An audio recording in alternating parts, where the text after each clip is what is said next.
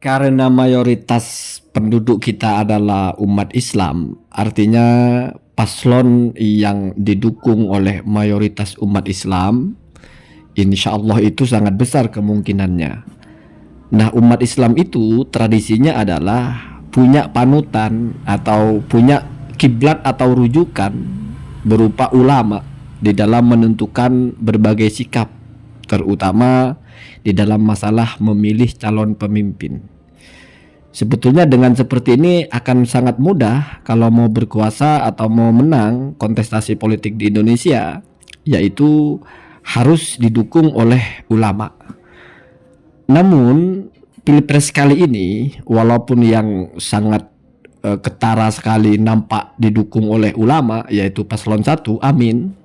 Saya bilang sangat nampak sekali karena sejak awal itu yang pertama kali muncul, misalnya ada ijtima ulama, ada fakta integritas antara ijtima ulama dengan paslon nomor 1. Sehingga sekilas ini menjadi satu keadaan yang ideal, di mana dukungan ulama seolah-olah terfokus kepada satu paslon. Tetapi kenyataannya tidak demikian. Kalau kita melihat semua paslon itu punya ulama masing-masing yang sama-sama top. Kita urut dari misalnya paslon nomor 3, Mahfud MD dan Ganjar atau Ganjar Pak Mahfud, Gama. Itu di Banten secara tegas didukung oleh pakunya Banten atau ulama top di Banten. Bahkan bukan hanya ulama ini yang mendukung, tetapi justru mesti juga akan diikuti oleh murid-muridnya. Siapa itu? Yaitu Abuya Muhtadi bin Abuya Dimyati. Siapa yang tidak kenal Abuya Dimyati? Siapa yang tidak kenal Abuya Muhtadi? Artinya ini sama-sama dukungan ulama yang sangat berarti.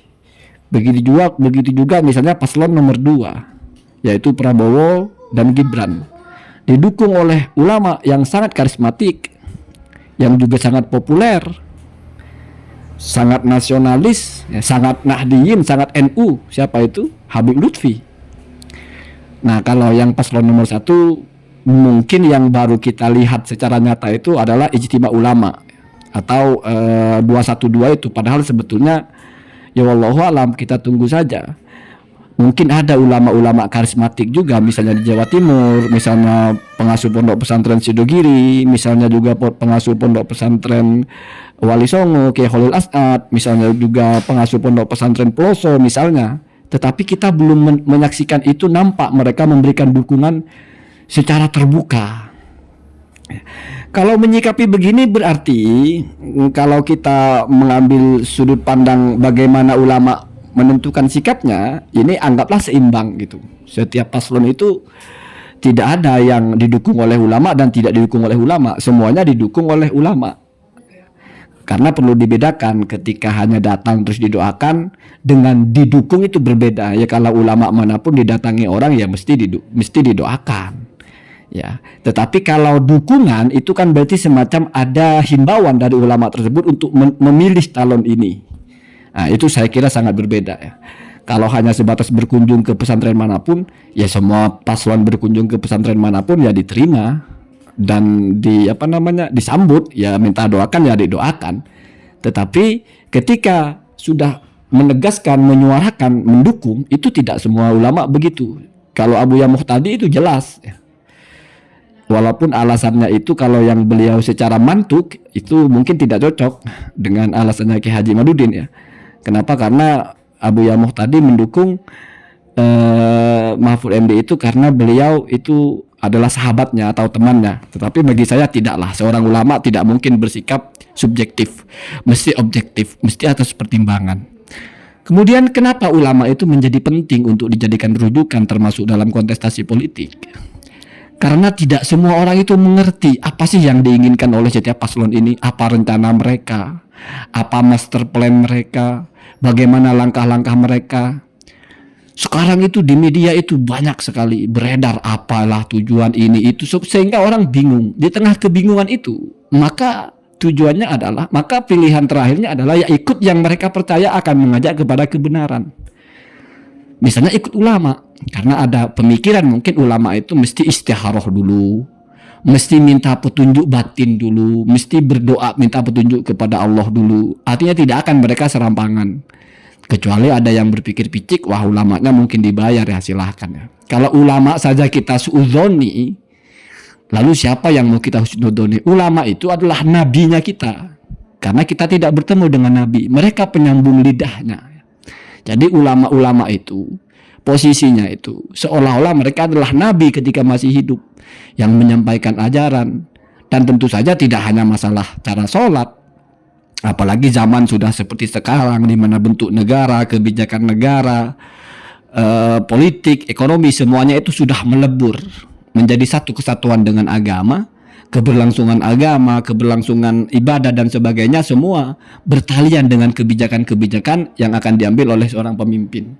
Sehingga tidak bisa lalu diputuskan, oh ulama itu ngurus ngaji saja, tidak bisa begitu. Kencing saja ada aturan agamanya, tidak bisa terpisah. Makan juga ada aturan agamanya, apalagi politik. Di mana politik itu bertalian erat, ada talazum yang erat dengan kebersamaan, dengan kehidupan. Jadi sangat naif kalau ada orang yang apatis kalau masalah politik, kita tidak perlu ikut ulama. Dan ini bagus, kenapa? Karena ketika kita pun mau pakai teori ikut ulama dalam berpolitik, ulamanya berbeda-beda dan tidak usah dibentur-benturkan. Walaupun misalnya solusi terakhirnya ketika bimbang ini semuanya didukung ulama, lalu kita pilih yang mana? Ini berbeda dengan orang yang sudah punya pertimbangan, oh ini master plan ekonominya bagus, oh ini politik penegakan hukumnya bagus, oh itu lain ya.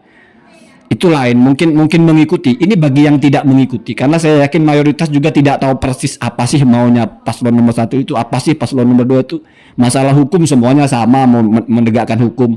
Masalah korupsi semuanya sama, mau memberantas korupsi. Masalah ekonomi semuanya sama, mau memajukan ekonomi, buka lapangan pekerjaan, apalah, semuanya sama. Tidak ada presiden itu calonnya itu mengatakan saya tidak akan memajukan ekonomi, saya tidak akan menangkap koruptor, nggak ada begitu Pak. Jadi semua orang juga sudah tahu begitu programnya. Dan setelah beberapa kali pilpres kita tahulah, tidak mesti seorang capres itu ketika dia menjanjikan ini itu nanti akan terwujud ya.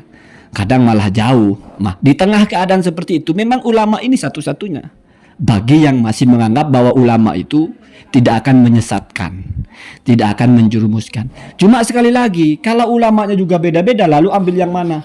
Maka di sini ada satu sudut pandang yang sederhana, yaitu mana yang lebih banyak ulamanya. Itu sudah analisa paling bawah. Ini kalau tarik kepada fikih atau kepada ikhtilaf dalam keilmuan, ketika sama-sama ada pendukungnya, maka mana yang muktamad, mana yang layak dijadikan sandaran, mana yang asoh lebih sahih, mana yang lemah. Cara melihatnya ya paling ujung saja ya. Siapa yang paling banyak pendukungnya dari kalangan ulamanya? Artinya misalnya ini didukung cuma beberapa ulama, sementara ini didukung oleh banyak ulama, ini didukung oleh hampir semua ulama. Nah, itu adalah salah satu cara pandang saja. Silahkan tentukan pilihan yang Anda suka. Allahumma hadina hadasabil.